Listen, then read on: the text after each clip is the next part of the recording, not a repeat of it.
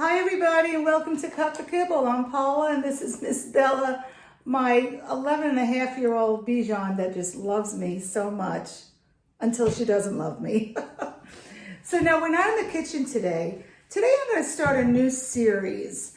I'm going to do a series, and I hope I can organize it on YouTube this way, a series on the medicinal properties of each ingredient that I use in my recipe. And the first ingredient in my series is asparagus. Now, asparagus, I love asparagus and I'll get them when I can. Never buy canned asparagus. Never buy canned anything. Your first is fresh, and second, next to fresh and pretty close, is frozen. Now I find that frozen asparagus are really expensive. So I'll buy asparagus when they are on sale. I'll buy a lot of them and I'll cook them up. And you're gonna see later in this video how I cook up my asparagus, and that's what I'm gonna do with all my videos. I'm gonna talk about the food and I'm gonna show you how I cook it. So, why is asparagus good for a dog? And when I say this, I'm also talking about a human. It's great for their urinary tract. You know, dogs don't drink enough water. My goodness, especially if they're on kibble. And that's why a lot of dogs have UTIs. And it's so great when you home cook because there's like 87% moisture in your home cooking versus only 3% in kibble. But then when you add asparagus, that's also going to help with their urinary tract. Asparagus contains a diuretic called asparagine. I don't know if I'm saying that right. A-S-P-A-R-A-G-I-N-E. And that helps eliminate water through the kidneys. Asparagus purify the liver and it's good for the heart. Now, from a TCM standpoint, traditional Chinese medicine standpoint, which I'm trying to get into, I just bought a huge book. It's like 800 pages, and I'm trying to learn traditional Chinese medicine. But from a TCM standpoint, it's a cooling food, slightly warm. And we'll have to talk about that later, but basically, it reduces heat signs in your dog. So like if your dog is hot, asparagus would be good to cool your dog down, okay? It also dries dampness in your dog. I know these terms, hot dog, cold dog, dampness, these all seem weird, because we don't use this in Western medicine. Again, this is TCM. But it dries dampness. And think about it. What is dampness in your body? It's like, liquid. So it's like yeast and mucus. So it's good if you or your dog has congestion in the lungs, is coughing a lot, and it's yeasty. Asparagus will help dry that up.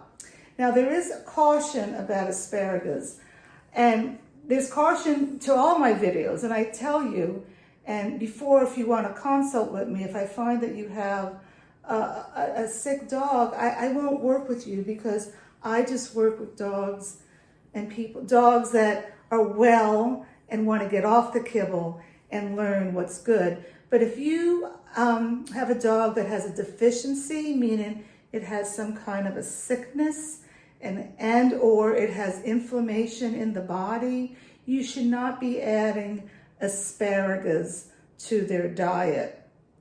Okay, so, and other things that you should not be adding are the bitter foods. Asparagus, celery, and lettuce should not be added to a dog's diet if they're deficient, if they're sick.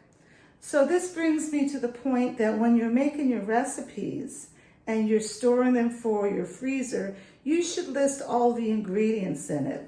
And if you find that your dog is sick and you're gonna be pulling out the pork recipe that has asparagus in it, you may not wanna give them that day. And I'm gonna start doing that too, listing all the ingredients that are in my recipes. Anyway, I hope you like this series. I plan on going through all the foods that I use, and let me know if you have any questions. All right, now on to how I make asparagus. Forgot that I bought these at Costco 2 days ago. $6.99 for 2 pounds, 0.25. That's an awesome price. Time to cook them up. So these are beautiful asparagus, nice and thin. They're going to be tender. They're going to cook quickly. But you want to take the ends off because those are really very tough. So you just want to cut the ends of all the asparagus, and it's based on how thick they are. I don't have to cut much off here. And now you want to cut them into relatively small pieces so that when you do put them in the food processor, after you're going to make your recipe, that it all mixes up well. Okay, now we're ready to use spray on it. And I have this coconut oil. You think this would be good, but it's not. It's a propellant. They have a propellant in it for it to spray out. And this is very bad chemicals. So I'm actually going to get rid of this. Now I'm going to use this EVOO spray. And you see it has a nozzle on it. And see the difference of the two nozzles? When you see something like this, you know that it's not a propellant and it's safe. So I'm going to spray it on. And then you just nudge it around. You never want to put salt on your vegetables. Your dog's going to get plenty of salt from the sardines. And now I'm going to open up my oyster French door oven. I love this thing. And I'm going to put one in. This is actually the pizza pan. It's going to go all the way back. And then this is the other pan that comes with it. Probably should have lowered this a little, but I didn't. And it's I'm gonna hit start. Yeah. And it's gonna roast for maybe like 10 to 12 minutes. I'll have to keep an eye on it because they're very thin. Just a side note, I did lower the bottom rack because the parchment paper was touching the element and was starting to burn. But this is great. And it also has a convection, and I think I should probably change it to convection. So I'm going to cancel this, and I'm going to hit convection. Let's see, cancel, convection, and start. And I'm going to do convection at 350. Why do I use convection? Well, it circulates the air, and this is, especially if you're doing cookies, but these are very flat, close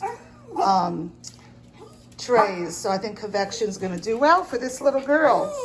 So once your asparagus have cooled, you want to get a scale. See, I have a scale here, and put the plate on the scale so it goes to 0.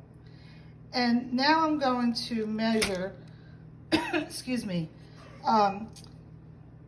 this is 2 ounces, so it's 1/4 cup of asparagus. 4 ounces would be 1/2 cup. So I'm going to do 1/4 cup for each of this, and then I'm going to put it in the freezer.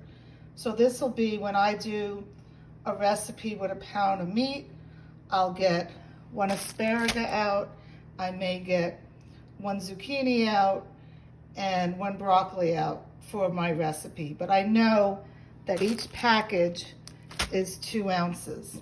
It's weird. 2 ounces is 1/4 cup, but that looks more than 1/4 cup. It's just because, it's big. You want a little asparagus? Yeah. You chewing on that? Yes, thank you, Mommy. So I measured all the asparagus out, and my scale was playing games on me. I remeasured it, and I have 9 bags of 2 ounces.